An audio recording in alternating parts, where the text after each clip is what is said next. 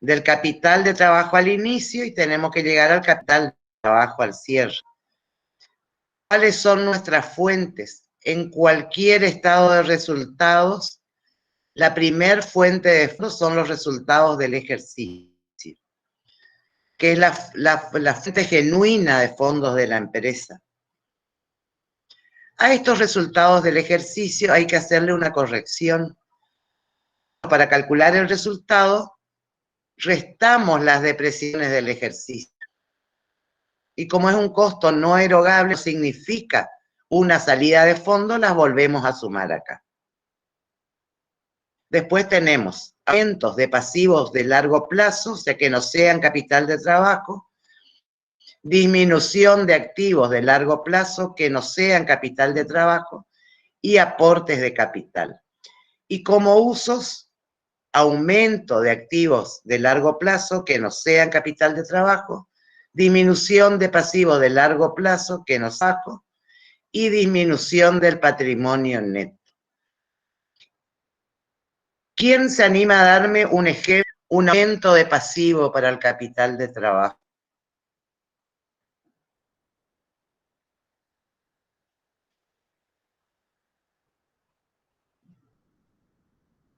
Escucho opiniones. La financiación de los proveedores. Eso es capital de trabajo. Fíjate, yo vuelvo para atrás. Si yo le compro a los proveedores, me van a aumentar las deudas que estarían acá y en la misma proporción me aumentan los bienes de cambio y mercaderías. Tiene que ser cosas que pasen cruzadas.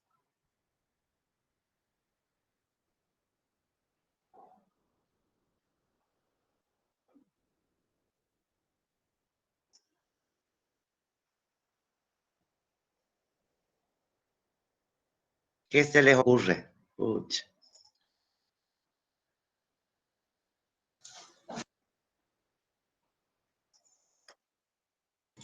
¿Qué se les ocurre que... Ay, esperen que me estoy yendo de las... No necesariamente tiene que ser de largo plazo, no tiene que ser pasivo de trabajo nada más. Por ejemplo, les doy un ejemplo. Las deudas bancarias. Si yo tomo un préstamo bancario, aunque sea un adelanto en cuenta corriente, eso no es capital de trabajo. Ese sería aumento de pasivo, que no es capital. Disminución de activo. ¿Qué se les ocurre?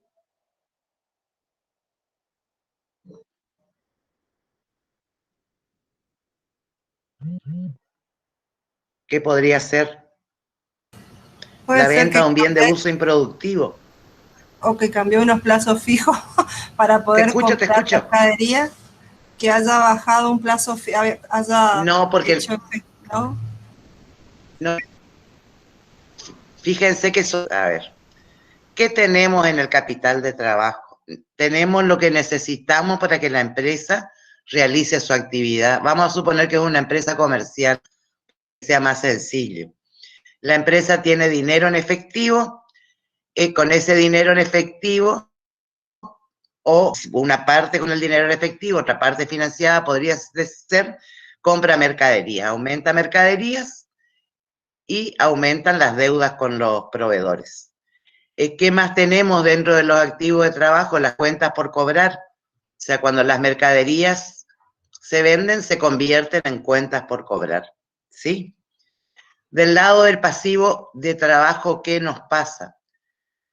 Si nosotros tenemos empleados, vamos a ir devengando los sueldos, que van a ser parte del capital de trabajo. Los aportes, a ir devengando impuestos, todo eso sería forma el capital de trabajo. Nosotros tomamos todo lo que no sea capital de trabajo. Entonces, cuando vamos acá, podemos tener aumento de deudas, que no es capital de trabajo. Yo para comprar mercaderías y vender, no necesito tener deudas bancarias. Puedo necesitar para financiar, ya es otro problema. Disminución de activos tendría que ser algún activo de largo plazo. Incluso El plazo fijo es una inversión transitoria, es un excedente que yo invertí. Bueno, los aportes de capital no hay duda, los usos son aumentos de los activos de largo plazo cuando compro una máquina, un equipo, disminución de pasivos, pago una deuda bancaria, por ejemplo, o disminución de patrimonio neto.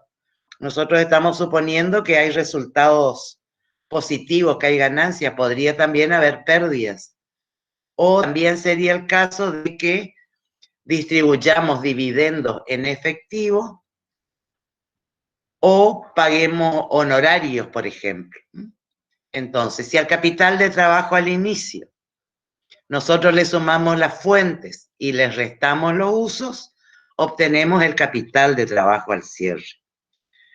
Fíjense que fuentes menos uso nos da la variación en el capital de trabajo. Si nosotros quisiéramos conocer la variación en el capital de trabajo, no tendría sentido hacer todo esto.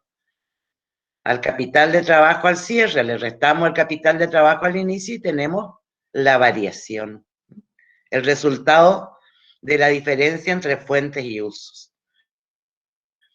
¿Qué nos permite ver este estado de fuentes y usos? ¿De dónde obtuvimos los fondos? De los resultados del ejercicio corregidos por las depreciaciones, de las deudas bancarias, venta de un bien de uso, del aporte de capital. ¿En qué usamos esos fondos? Compramos otro activo, cancelamos bancarias y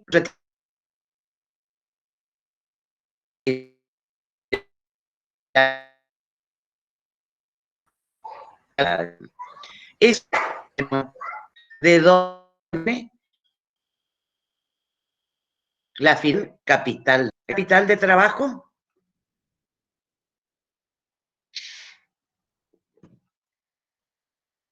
¿Seguimos? Se cortó profesora, un poco, no sé si soy yo. Todo cortado. No sé si puede repetir, no sé de qué somos todos. Se habré sido yo. ¿Qué quieren que les repita? ¿Desde dónde? No me escucharon. ¿Desde para qué utilizamos? ¿Qué nos permite ver, digamos, de dónde obtuvimos los fondos, cómo los utilizamos? Ahí está, fíjense. Fíjense que...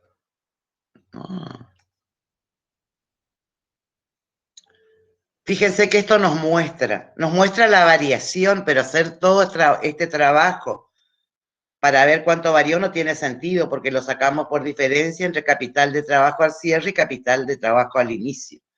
Lo que nos muestra es si hubo un incremento en el capital de trabajo, ¿de dónde vinieron los fondos? Los fondos vinieron de los resultados del ejercicio, corregidos por las depreciaciones, de un aumento de pasivos, por ejemplo, deudas bancarias, de una disminución de activos, la veo un activo fijo improductivo, o de aportes de capital, por ejemplo. Todas estas fuentes, ¿en qué las invertimos? En pagar deuda, en comprar un nuevo activo, en pagar una deuda bancaria, distribuir utilidades, y la diferencia va a financiar capital de trabajo. Una empresa acciones tendría que tener un incremento en el capital de trabajo positivo financiado por esta fuente. Una parte se invierte acá, pero una parte destinado a incrementar el capital de trabajo. ¿Ahora sí?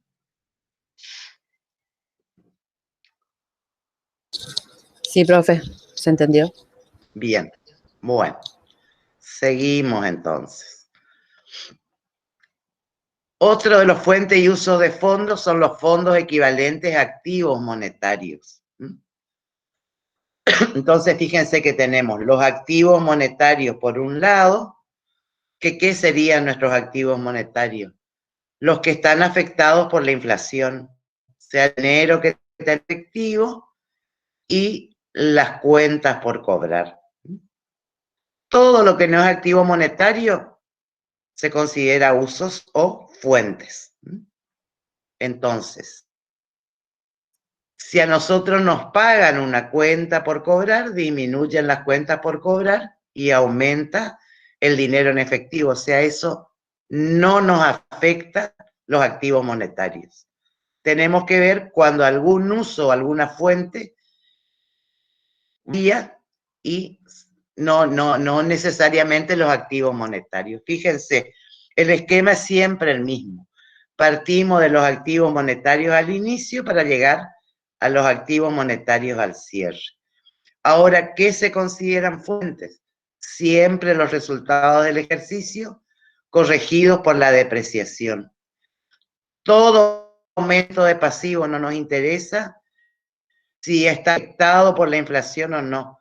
Podría ser un aumento de las deudas con los proveedores, podría ser un préstamo bancario, disminución de activos no monetarios, sería la venta de un activo fijo, la disminución de la mercadería en stock y los aportes de capital. ¿Cuáles son los usos? Aumento de activos no monetarios, podría ser el aumento del stock en mercaderías, disminución de pasivos, la cancelación de una deuda con un proveedor, disminución de patrimonio neto, distribución de utilidades, y siempre el esquema es el mismo. Si nosotros hacemos fuentes menos uso, por diferencia vamos a sacar el incremento o la disminución en los activos monetarios. Si a los activos monetarios al inicio le sumamos esta diferencia, obtenemos los activos monetarios al cierre. Y esto lo que nos muestra es si hubo un aumento en nuestros activos monetarios, ¿de dónde provino ese aumento? ¿Quién, o sea, qué fuente está financiando ese aumento de activo monetario? Y si hubo una disminución de los activos monetarios, ¿dónde se invirtieron los fondos que se liberaron? Siempre en estos estados es el mismo y el análisis que se hace es el mismo. ¿Alguna duda con los activos monetarios?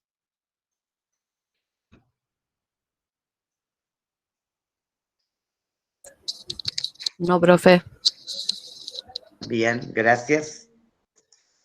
Bueno, otro de los estados de fuente y uso de fondos es el de fondos equivalentes a activos monetarios netos. Acá ya tenemos activos monetarios y tenemos pasivos monetarios. ¿Cuáles serían nuestros pasivos monetarios? Las deudas con nuestros proveedores. Acá tenemos el dinero en efectivo y la financiación a nuestros clientes. Me olvidé de comentarles que es la financiación a los clientes siempre que no haya intereses. Si hay intereses, ya no son monetarios. Dentro de los activos monetarios tenemos deuda con nuestros proveedores, no nos cobran intereses, los sueldos y jornales de vengados a pagar, los aportes y las contribuciones, los impuestos, el IVA y el devengamiento de IVA, de ingresos brutos, de impuesto a las ganancias, que son todos monetarios. Igual que en los casos anteriores, no nos interesan los movimientos que hayan dentro de los activos, usos y fuentes. ¿Se corta, profesora? Al inicio. ¿Se corta? ¿Desde dónde quieren que vuelva? Me parece que estoy con problemas de internet.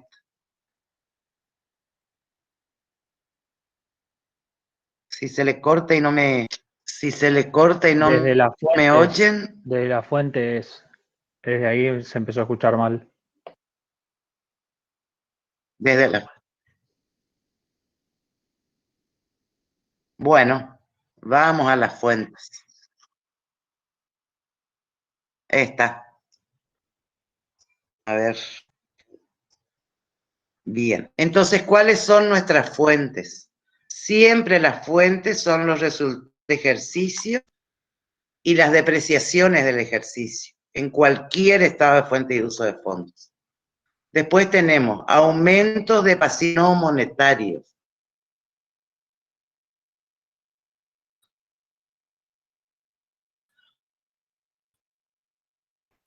Me parece que se cortó de vuelta. Del activo no monetario. Esperen que voy a conectarme con mi proveedor de internet para contarle lo que me está pasando.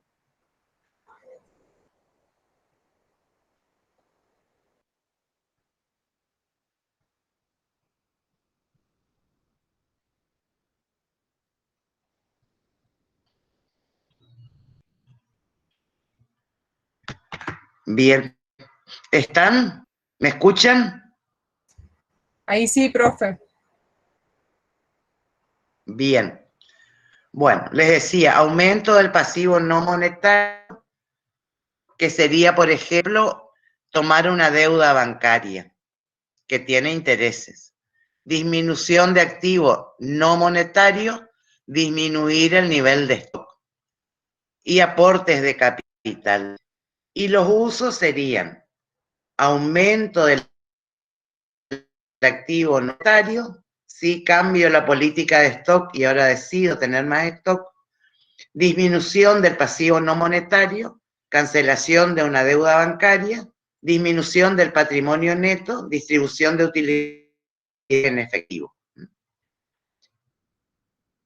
La diferencia entre fuentes y usos nos va a dar el incremento o la disminución de los activos monetarios netos. Pero lo que nos interesa no es calcular el incremento, porque eso lo podemos calcular por la diferencia entre los activos monetarios netos al cierre y al inicio. Lo que nos interesa es si hubo un incremento.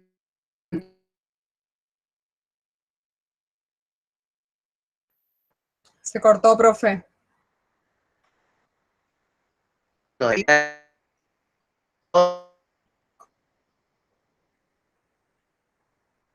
No se escucha.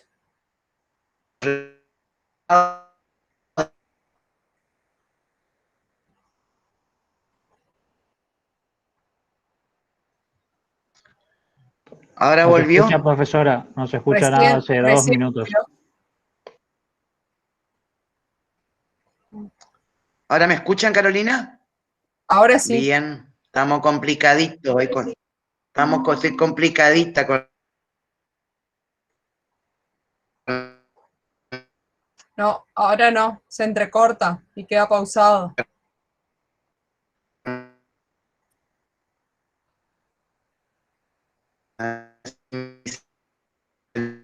No.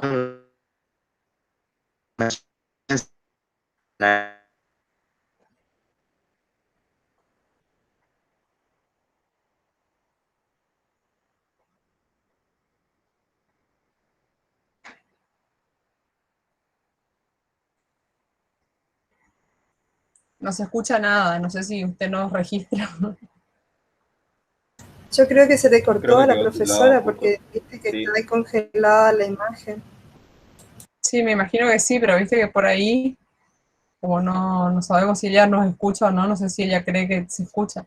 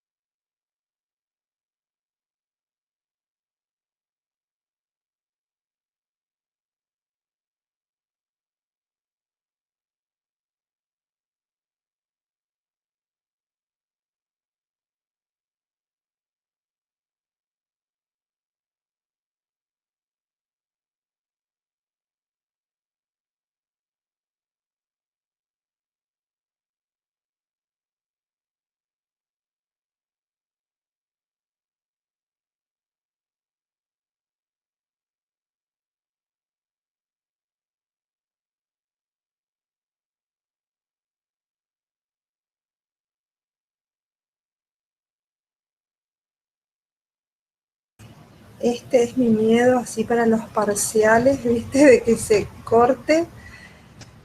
Porque para colmo, bueno, acá la profesora, ok, bien, pero en el parcial el año pasado se te cortaba y te querías matar. Todo, además de los nervios del parcial. Bueno, espero que tengan contemplación con nosotros entonces, en los parciales.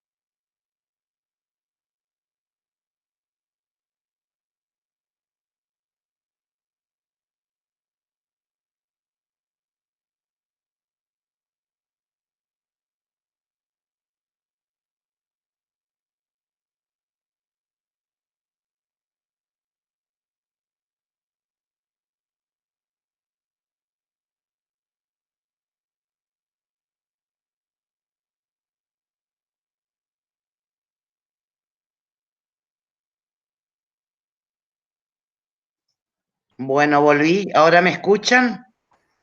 Sí, profe, ahora sí. Bueno. Volvé.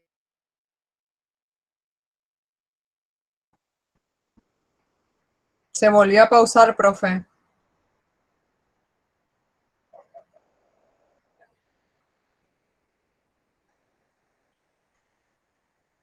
Profe.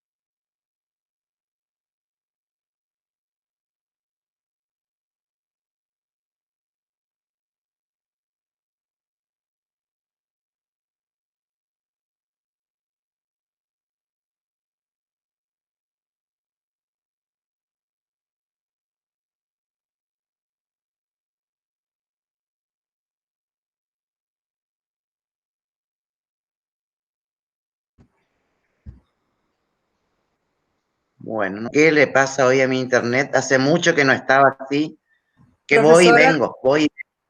ahí en el chat aconsejan quejan de que por ahí cuando apaga la cámara suele funcionar mejor. Bueno, voy a apagar la cámara. Voy a apagar la cámara. Bien, vamos otra vez.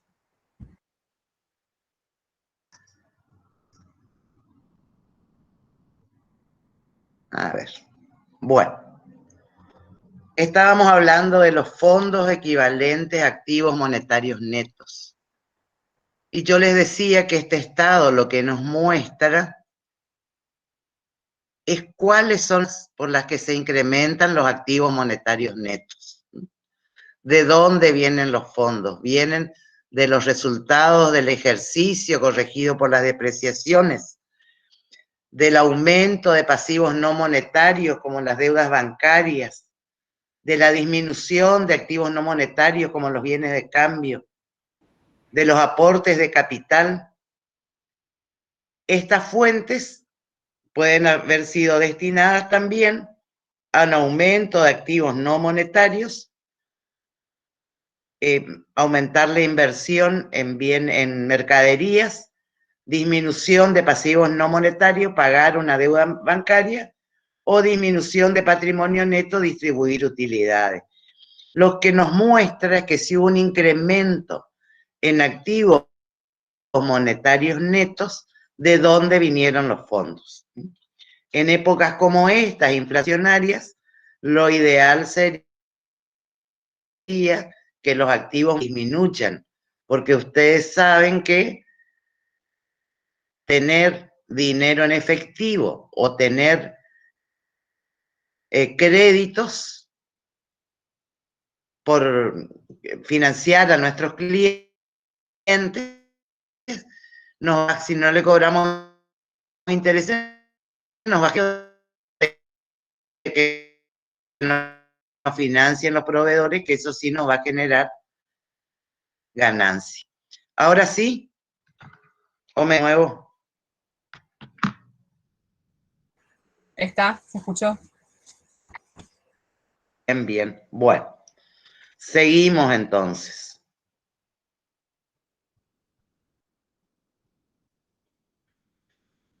Vamos a...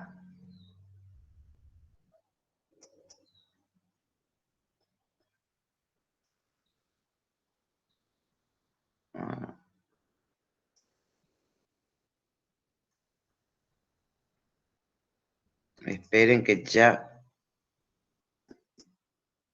voy a poner pantalla completa. Bien. Este también van a ser en los prácticos, fondos equivalentes a caja. Todo lo que no sea caja es uso o es fuente. Con el mismo, siempre trabajamos con la misma idea. Fíjense, partimos de caja al inicio y tenemos que llegar a caja al cierre. Está mal acá, dice activo monetario al cierre, sería caja al cierre. Las fuentes son, como siempre, resultados del ejercicio y depreciaciones del ejercicio. Aumento de cualquier pasivo, cualquiera sea. Disminución de cualquier activo excepto caja. Y aportes de capital. Los usos son aumento de activo excepto caja, disminución de pasivo y disminución de patrimonio neto. Si hacemos las fuentes, no los usos, vamos a tener el aumento o la disminución de la caja. Entonces, esto es lo que nos va a mostrar si hubo un aumento del dinero que tenemos en caja, de dónde provinieron los fondos. Y si hubo una disminución, ¿a dónde fueron esos fondos? ¿Alguna duda? No, profe. Todo bien, profe. Bueno, seguimos entonces.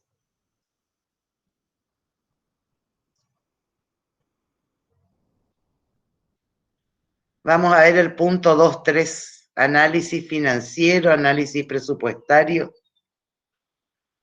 de estados contables, control de gestión y control financiero, metas analíticas, rentabilidad, costo de capital, liquidez, márgenes y rotaciones. Bien. Fíjense, nosotros necesitamos mirar los estados contables porque son el punto de partida para hacer la presupuestación, es la historia de la empresa. Y tiene que tener, tenemos que mostrar en la presupuestación una continuidad. Y cualquier cambio que sea significativo tendría que poder explicarse. Los estados contables tienen un aspecto formal que se refieren a qué ente, para qué periodo, con qué unidad de medida se trabaja, tiene una memoria donde se explica qué pasó durante ese ejercicio, tiene el dictamen del auditor y tiene las firmas del dueño de la empresa o del presidente o del gerente y del contador. En estos estados contables hay notas que nos van a explicar en qué moneda están realizados los estados contables, cuáles son los criterios de evaluación que se utilizaron, y va a haber referencia a la forma en que se muestra la información en los estados contables. ¿Qué vamos a mirar en esos estados contables? Vamos a hacer un análisis vertical para ver cómo están compuestos las inversiones, que serían los activos, y la financiación, que sería el pasivo y el patrimonio neto, y cuál es la estructura. Cuánto de activo de trabajo y cuánto de activo fijo, cuánto de pasivo de trabajo, cuánto de otros pasivos y cuánto de patrimonio neto. Y también vamos a hacer un análisis horizontal para ver cómo van evolucionando. Podemos ver la evolución de los diferentes rubros, por ejemplo, de la mercadería en stock, o podemos mirar la evolución de distintos indicadores. También podemos hacer análisis comparativos con empresas similares que estén en el mismo rubro de actividad. Bien. ¿Qué es la liquidez? Es un conjunto de indicadores y medidas que lo que buscan es ver si la empresa es capaz de generar fondos a partir de sus activos para cumplir sus compromisos en el corto plazo. Y acá vemos cosas que ustedes ya conocen, aunque los licenciados las vieron en segundo año y a lo mejor se olvidaron un poquito. Tenemos, bueno, una cuestión que es común a todos los indicadores. El denominador siempre es el 100%. O sea, el índice de liquidez corriente, o 100% o 1.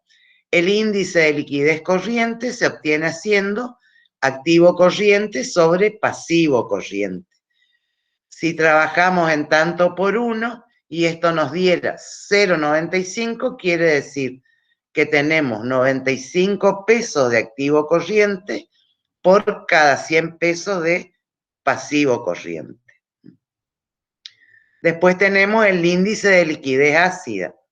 Le sacamos lo que tarda más en convertirse en efectivo al activo corriente, como son los inventarios, el stock que la empresa tiene, y lo que nos queda lo dividimos por pasivo corriente. O sea, si esto nos diera 1,24, quiere decir que por cada peso de pasivo tenemos 1,24 pesos en cuentas por cobrar y dinero en efectivo. La liquidez inmediata lo que busca es ver cuánto dinero tenemos hoy para disponer ya y de esa manera poder afrontar los pasivos corrientes. Sería caja y banco sobre pasivos corrientes. Si esto nos diera 0,80, quiere decir que por cada peso de pasivo corriente, o sea, de deuda de corto plazo que tenemos en caja 80 centavos. ¿Alguna duda con esto? Sobre todo los licenciados.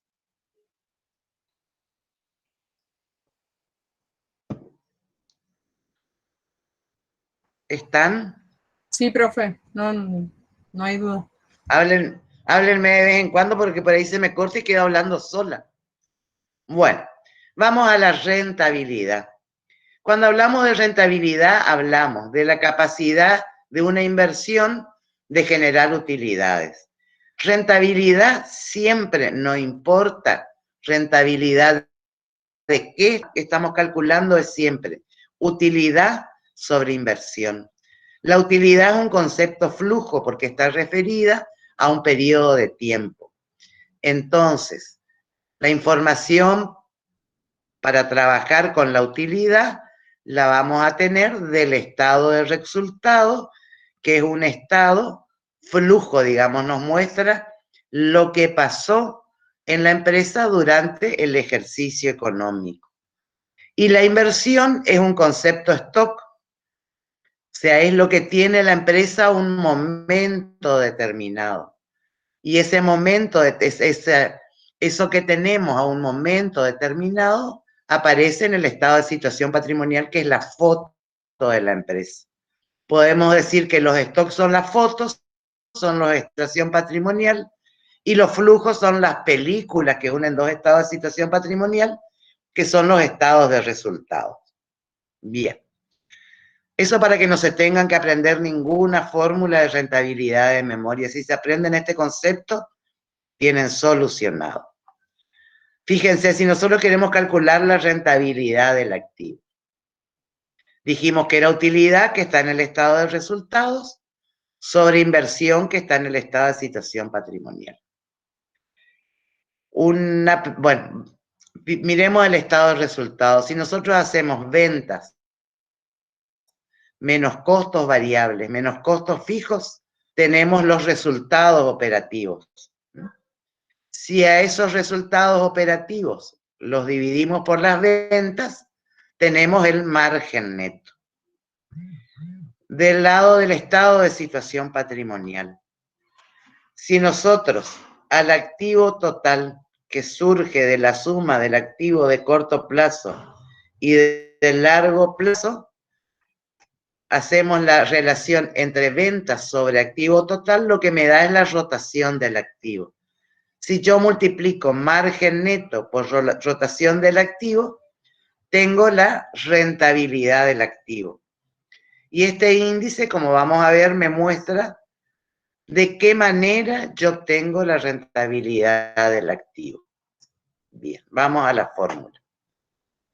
Una versión de la rentabilidad del activo es el resultado operativo sobre el activo total. El resultado operativo, como ustedes saben, y lo vimos acá, son las ventas menos los costos variables menos los costos fijos. Todo lo que es financiación no nos interesa.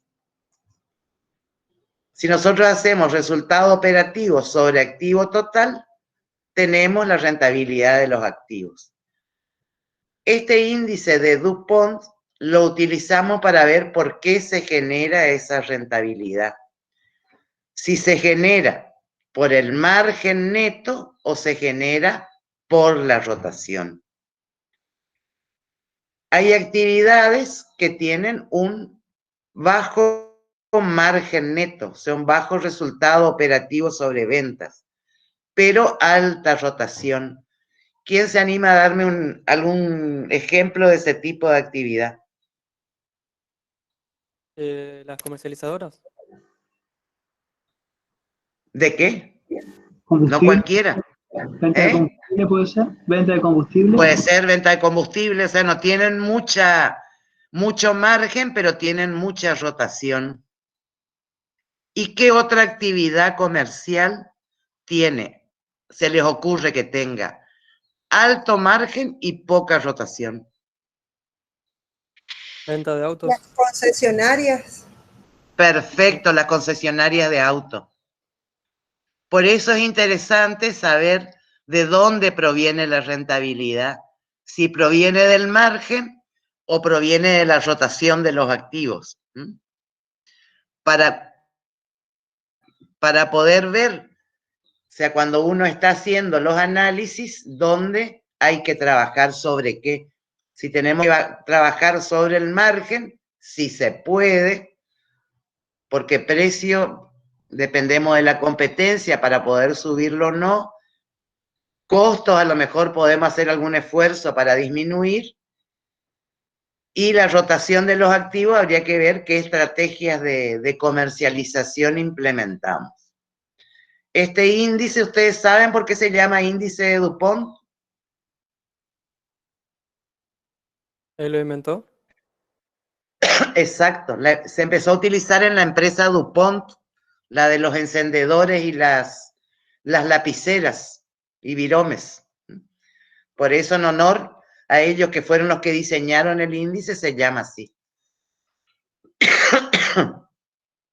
El índice de DuPont para calcular la rentabilidad del patrimonio neto sería resultados operativos netos más intereses, perdón, acá está mal, ya voy a corregir, sobre el patrimonio neto, porque acá lo que nos interesa es qué porcentaje queda para retribuir al patrimonio neto.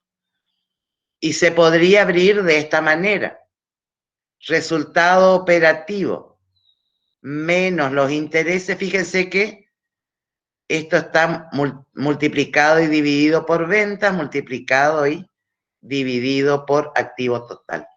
Sería resultado operativo, está bien, menos los intereses, o sea, resultado después de gastos financieros sobre ventas. Eso nos muestra cuánto nos queda para retribuir a los propietarios después de pagar los intereses, por la rotación del activo, por la participación, la parte del activo total que está financiada por el patrimonio neto. Bien. ¿Alguna duda? Profesora, primero dijo más y después dijo menos. Es menos, es menos, es menos. A ver.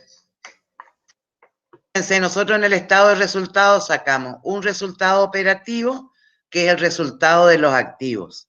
Cuando le restamos los intereses, tenemos el resultado antes de impuestos. Estos análisis se hacen siempre antes de impuestos. Sería la utilidad que queda para retribuir al patrimonio neto, ¿sí? Si esto nos diera 1,13, quiere decir que por cada peso invertido en patrimonio neto, los inversionistas van a obtener 1,13 pesos de utilidad. ¿Estamos?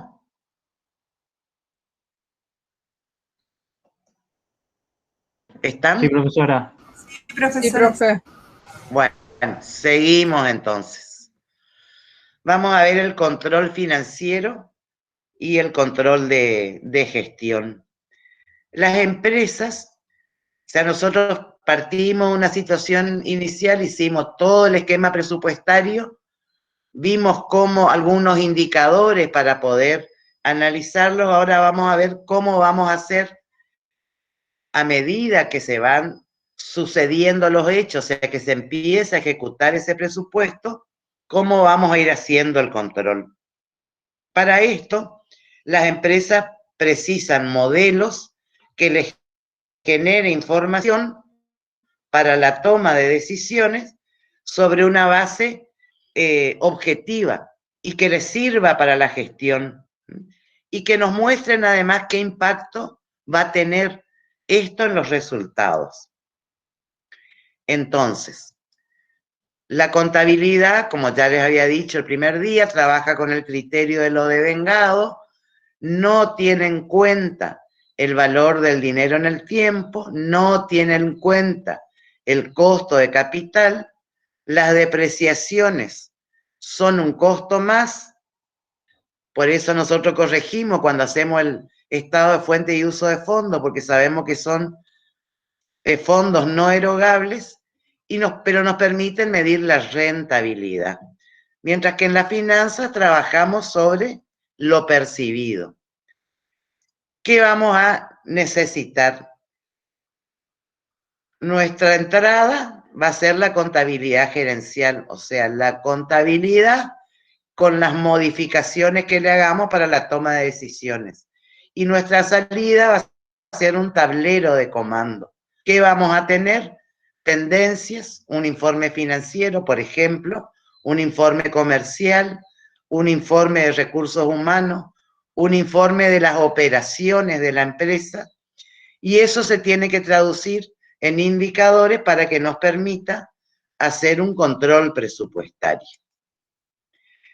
Estos modelos para el control de gestión nos van a permitir organizar la información y sustentar la toma de decisiones. Lo que vamos a hacer es transformar datos en información útil para la toma de decisiones, que relacionen el concepto de eficacia, si el resultado alcanzamos o no el objetivo, el concepto de eficiencia, si alcanzamos ese objetivo al menor costo posible, y el concepto de flexibilidad, la posibilidad de adaptarse a los cambios y ver sobre qué componentes o sobre qué aspectos tenemos que actuar y qué tipo de decisiones tenemos que tomar.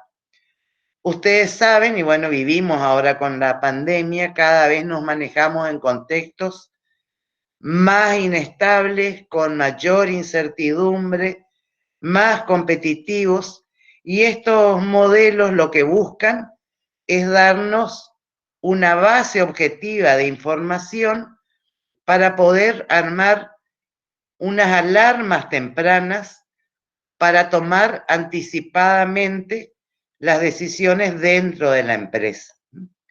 Esto es fundamental para el posicionamiento competitivo de la empresa, para su supervivencia y para la toma de decisiones tácticas y operativas.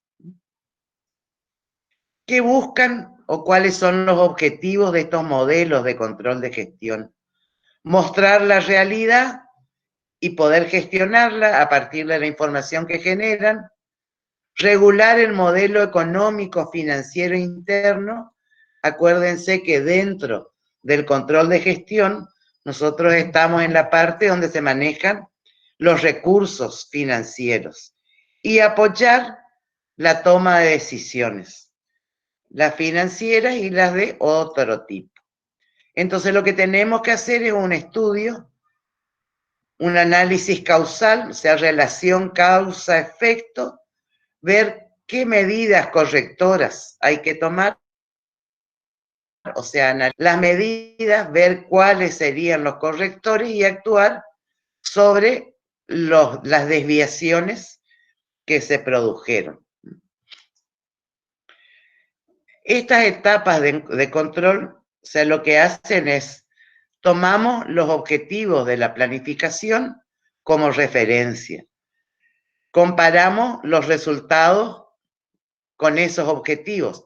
Estos objetivos y la forma en que vamos a estar, en que vamos a evaluar los resultados, tienen que tener indicadores que los hagan comparables, o sea, que nos permitan hacer esta comparación de los resultados con los objetivos. Identificar responsabilidades en caso de que se produzcan desvíos. Muchas veces no hay un responsable dentro de la empresa, el contexto es tan cambiante que situaciones que responden al azar generan desvíos en nuestra presupuestación, y en ese caso lo que tenemos que hacer es tomar las medidas correctivas y aprender aprender para el presupuesto que tenemos que hacer con apertura mensual para el próximo año. Y por supuesto, proponer las acciones correctivas. En función de esos objetivos, tenemos que expresar en términos cuantitativos los objetivos y diseñar instrumentos para medir los resultados y poder ver si nos permiten alcanzar los objetivos. Y establecer de qué manera vamos a analizar las causas de las diferencias que hay entre los objetivos, o sea, entre lo presupuestado y lo real. Vamos a ver los tipos de control. Hay un control que se llama indirecto, que es un control tradicional. O sea, en este caso hay un desfasaje temporal entre que la información es captada por el sistema de control y el momento en que se produce la acción correctiva. Esto puede ser de importancia crucial para la empresa, porque durante el tiempo que transcurre entre que uno conoce ese resultado que no es el que nosotros habíamos proyectado y la corrección de las causas, seguimos teniendo el mismo problema y provocando el mismo tipo de resultados. Estos tipos de control basados en señales de alerta, o sea, en este caso las alertas aparecen cuando el daño se ha producido. O sea, nos damos cuenta que un producto está defectuoso cuando se empiezan a quejar los consumidores. Nos damos cuenta que nos equivocamos, que tuvimos un error en nuestro presupuesto financiero cuando el banco no nos paga un cheque emitido. Y cuando tomamos las acciones correctivas, las cosas ya pasaron. Y las acciones que tomemos no van a poder corregir eso. Por eso hablamos de un tipo de control reactivo. A nosotros lo que nos interesa es un control directo que nos permita anticipar las variaciones que se van a producir. O sea, que podamos ver anticipadamente el tipo de problemas que podemos tener. Por ejemplo, sería un buen control de calidad de los productos para no tener queja de los clientes. Un seguimiento cercano del presupuesto financiero para identificar ya que podemos llegar anticipadamente que si las cobranzas siguen el comportamiento que está mostrando, en 2 o 3 días o en 15 días vamos a tener un problema de déficit, ir al banco y solucionarlo ya.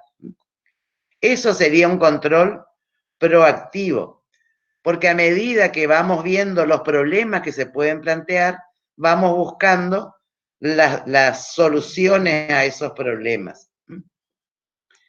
Bien, dijimos que identificábamos en los dos casos de los desvíos y se hacía el control.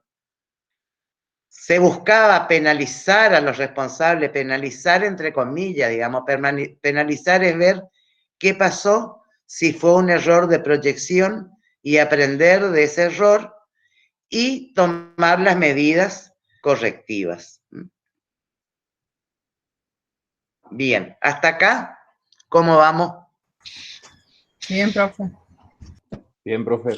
Bueno, seguimos entonces. Vamos al otro puntito que tenemos.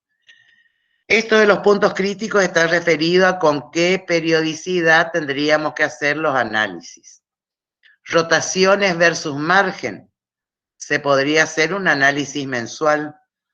Bien, siempre tenemos que ver lo real contra lo presupuestado y analizar los desvíos. Y además tendríamos que ir haciendo este tipo de análisis. Rotaciones versus márgenes, leverage medio y marginal, esto todavía no vimos de qué se trata, pero es el efecto que tiene, les cuento así rapidito, el efecto que tiene el endeudamiento sobre la rentabilidad del patrimonio neto. La teoría de la cobertura financiera que tiene que ver con la liquidez y la rentabilidad. Si nosotros tenemos fondos ociosos por cualquier cosa que pudiera pasar, no vamos a tener problemas de liquidez, pero vamos a ver que tenemos problemas de rentabilidad. Esto tendría que ser un análisis trimestral. Estructura de financiamiento y costo de capital, esto están dentro de las decisiones de financiamiento, o sea, son decisiones de largo plazo, se podrían revisar anualmente. Y la estructura de inversiones, que sería el presupuesto de capital, cada 5 años. Esto, por supuesto, es totalmente tentativo. O sea, las circunstancias de cada empresa dirán si es necesario reducir la periodicidad o aumentarla. Bueno. Vamos a ver el tema de el impacto del azar, riesgo e incertidumbre en la planificación financiera. Bueno, fíjense que nosotros nos manejamos en un contexto de riesgo o de incertidumbre.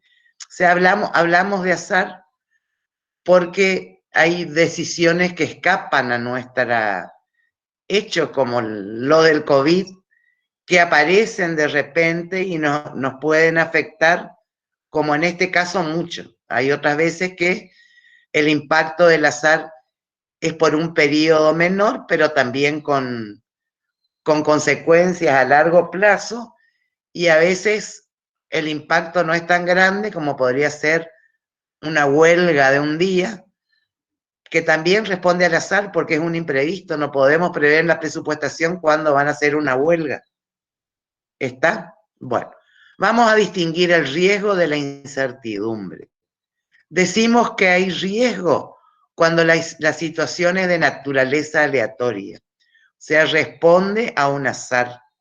Tenemos una estrategia con un conjunto de resultados. Ustedes vieron que cuando hablamos de estrategias analizamos varias alternativas. Cada estrategia tiene un conjunto de resultados posibles. Y a cada uno de esos resultados le podemos asignar una probabilidad. Y esa es la característica del riesgo. O sea, cada resultado tiene una determinada probabilidad de ocurrencia. Y lo que nos interesa es la probabilidad de que haya pérdida. O sea, si las cosas van mejor de lo que proyectamos y nuestra presupuestación era buena, no tenemos de qué preocuparnos. Cuando hablamos de incertidumbre, es porque no conocemos las probabilidades o no podemos estimar esas probabilidades, o los escenarios, las distintas situaciones que se pueden presentar y su probabilidad de ocurrencia se desconocen. O sea, cuando no hay probabilidad o no podemos asignarla, estamos manejándonos en un contexto de incertidumbre. Vamos a ver cómo tratamos esto. Bien.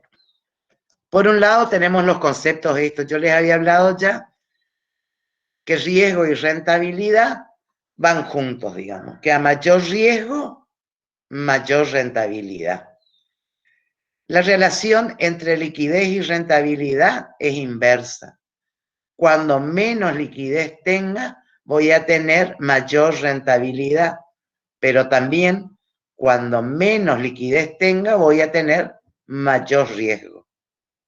Si yo aumento la liquidez, por ejemplo, tengo más dinero en efectivo, disminuyo la rentabilidad, pero también disminuyo el riesgo. O sea, estas tres cuestiones, las relaciones que hay entre riesgo, rentabilidad y liquidez, es importante tenerlas siempre presentes. Bien. ¿Cuáles son las herramientas para trabajar estas cuestiones? Nosotros cuando hicimos el presupuesto financiero, hicimos una proyección única. Hicimos un programa de ventas y a partir de ahí desarrollamos todo nuestro presupuesto financiero. Esa proyección única es lo que podríamos llamar la proyección más probable, la que nosotros consideramos que es la más probable. Pero no necesariamente las cosas van a suceder como nosotros previmos. Por eso tendríamos que realizar otros tipos de análisis. Por ejemplo, un análisis de sensibilidad. En ese análisis de sensibilidad, por ejemplo, vamos a un caso concreto. Nosotros tenemos nuestros presupuestos. Hicimos el presupuesto financiero, el presupuesto económico y el estado de situación patrimonial proyectado. Vamos a suponer que definimos una determinada rentabilidad para el patrimonio neto. Y esa rentabilidad sobre el patrimonio neto es uno de nuestros objetivos. En el análisis de sensibilidad, ¿qué podríamos hacer? Por ejemplo, ver cuánto puede disminuir el precio de venta del producto y permitirnos todavía obtener la rentabilidad deseada. O cuánto pueden aumentar los costos. Eso sería un análisis de sensibilidad, ver cuán sensible es la rentabilidad del patrimonio neto a un cambio en, yo les dije, el precio de venta. Podríamos hacer lo mismo con el costo de los productos, de la materia prima, los sueldos y jornales, o sea, lo que a uno se le ocurra para ver cuán sensible es nuestra empresa a un cambio en esas variables. La forma de trabajar esto es lo que se llama la exploración de escenarios futuros. Acá lo que podríamos establecer son no ver qué pasa cuando cambia una variable, sino definir escenarios que impliquen, por ejemplo, el pesimista, disminución del precio de venta del producto, aumento de 1 o 2 costos, disminución de las rotaciones, y ver qué resultado nos da. Y hacer después un escenario pesimista. ¿Qué pasa si todo nos va bien? Fíjense que de esa manera tendríamos 3 presupuestos. Uno, el primero que hicimos, que es el que nosotros consideramos, podemos llamarlo más probable o que creemos que va a suceder. Uno pesimista y uno optimista. Y podríamos asignarle probabilidad de ocurrencia subjetivamente. Por ejemplo, al escenario más probable, un 50%, al pesimista un 30% y al optimista un 20%. Otra cuestión sería hacer un análisis de riesgo, hacer un análisis de riesgo, que hay distintos modelos probabilísticos que permiten, a partir de una asignación subjetiva de probabilidades, encontrar una distribución de probabilidad, como puede ser, no sé si se acuerdan de la distribución normal, y trabajar directamente con probabilidades. Estas cosas son cuestiones que no vamos a hacer en este curso, pero que es interesante que ustedes las conozcan. Bien. Y acá está la bibliografía.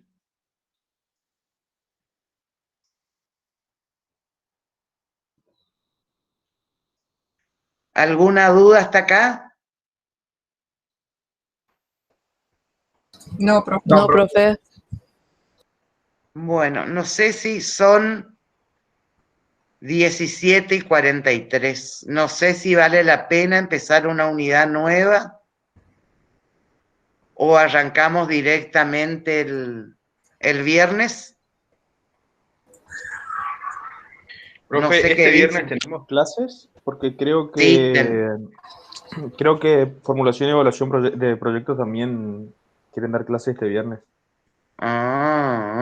Bueno, escuchen, Proyecto a está ver. establecido en el plan, profe, que da clases el viernes 26. Y nosotros también. Bueno, ¿saben qué podemos hacer? Pero si Hagamos se una graban las cosa. clases, ¿cuál sería el Escuchen problema? una cosita.